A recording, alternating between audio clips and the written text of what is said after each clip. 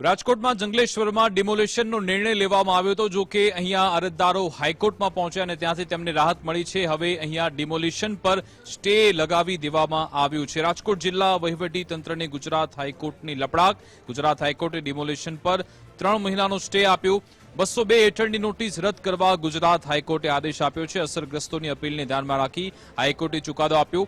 15 દિવસમાં Gujarat revenue ટ્રિબ્યુનલમાં appeal કરવા આદેશ કરાયો છે. જીઆરટીએ 3 મહિનાની અંદર કેસ ચલાવવા હાઈકોર્ટનો આદેશ. વર્ષ 2010નું પુનર્વસન સર્ક્યુલર ધ્યાને લેવા હાઈકોર્ટે તાકીદ કરી. જજ વૈભવ નાણાવટીની કોર્ટમાં સુનાવણી હાથ ધરાઈ હતી. 3500 મકાન તોડી પાડવા મહાનગરપાલિકાએ નોટિસ આપી હતી.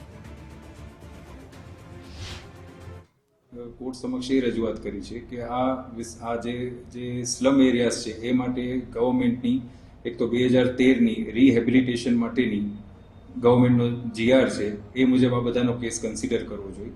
બીજું કે જે 202ની નોટિસીસ છે એમાં જે ચેલેન્જ અમે સેક્શન 202 પહેલાં 61નો ઓર્ડર પાસ થાય એ ચેલેન્જ કરવાનો 90 દિવસનો ટાઈમ હોય છે. એની અપીલ અમે જીઆરટીમાં કરેલી છે. એ જે સમય મર્યાદા હોવી જોઈએ એ સમય મર્યાદા 90 દિવસ એ લોકોએ તો 7 દિવસની જ નોટિસ આપી. એટલે એ મુદ્દો અમે જીઆરટીમાં ચેલેન્જ કર્યો છે અને અહીંયા પણ ચેલેન્જ કર્યો હતો. બધા કેસના આસ્પેક્ટ સાંભળીને કોર્ટે જે 202ની નોટિસીસ હતી એ બધાની નોટિસો રદ કરી છે અને ગવર્મેન્ટને 2013ના સર્ક્યુલર મુજબ રિહેબિલિટેશન માટે કન્સિડર કરવાનું ડાયરેક્શન આપ્યું છે.